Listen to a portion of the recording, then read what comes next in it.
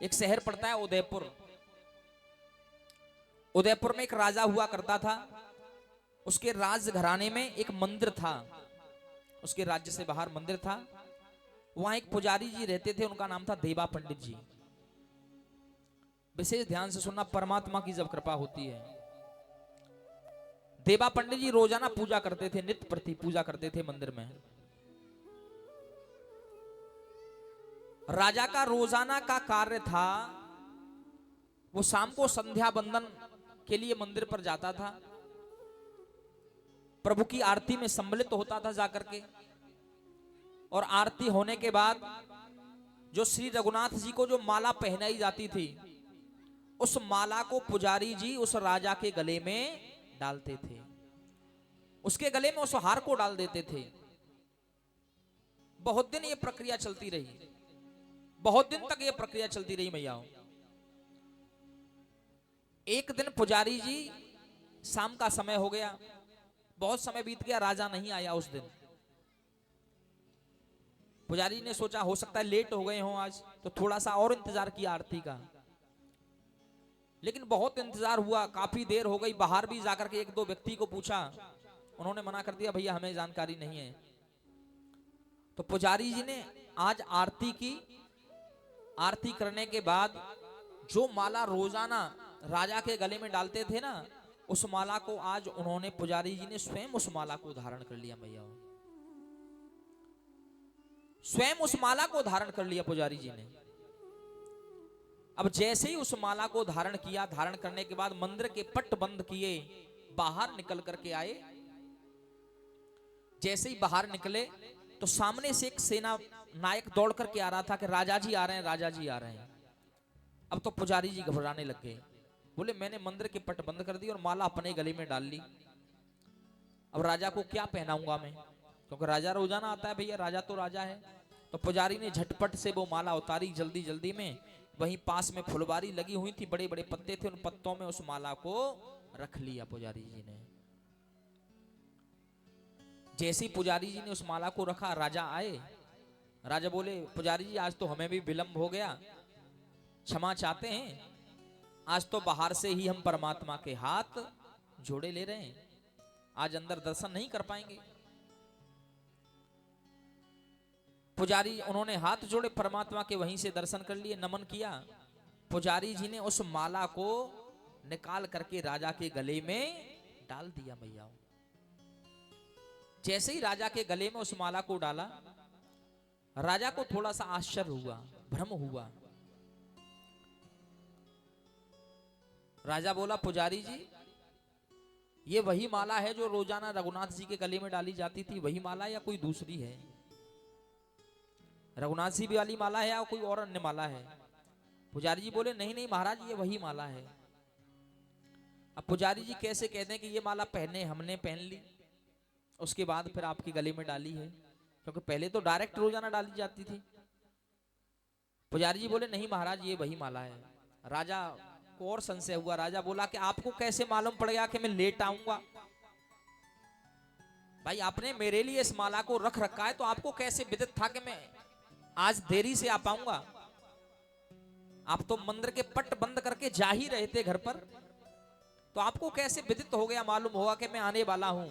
पुजारी जी घबरा गए। पुजारी जी बोले नहीं महाराज, हमें विदित था, ये अनुमान लगा लिया था हमने कि आप आने ही वाले हैं, इसलिए हमने इस माला को ले रखा था, बाहर ले आए मंदिर से, इसलिए हमने आपके गले में डाल दी। राजा ने उस माला को जैसे ही देखा, राजा बोला पुजारी जी झूठ क्यों बोल रहे हो, ये माला रघुनाथ जी वाली माला नहीं है। पुजारी जी बोले नहीं महाराज, वही माला है। राजा बोला एक बात बताओ मुझे, अगर ये वही माला है तो रघुनाथ जी के बाल सफेद कब से हो गए? उस माला में एक बाल लग गया, सफेद बाल था। बोले अब तक तो विग्रह में, मूर्ति में काले बाल थे, परमात्मा की, रघुनाथ जी की काली जटाएं थी, ये बाल कब से सफेद हो गए रघुनाथ जी के?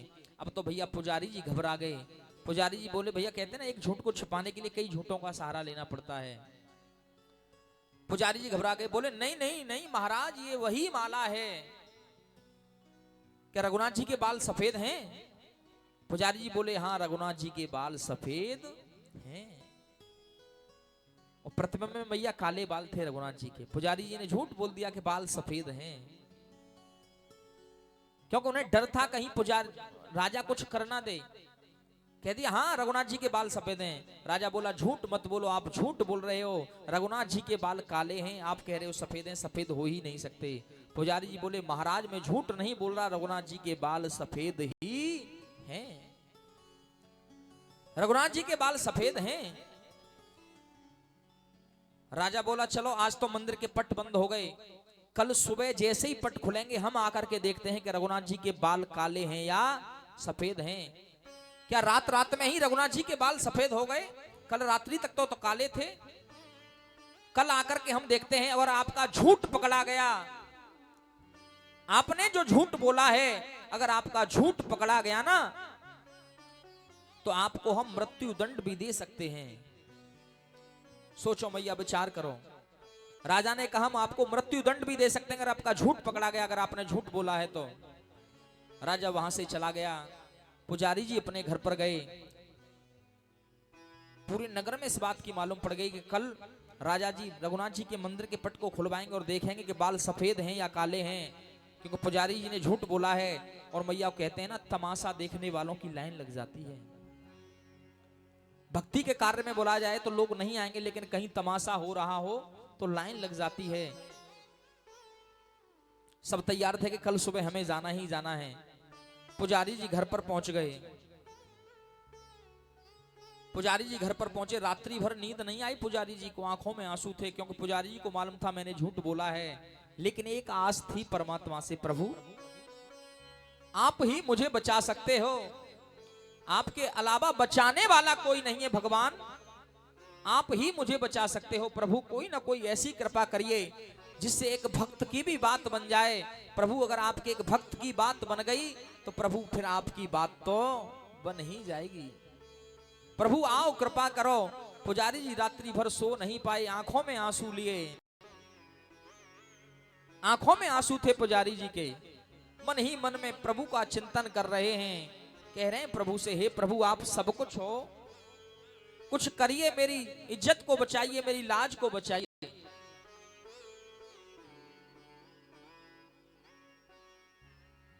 राखो लाज गिरधारी,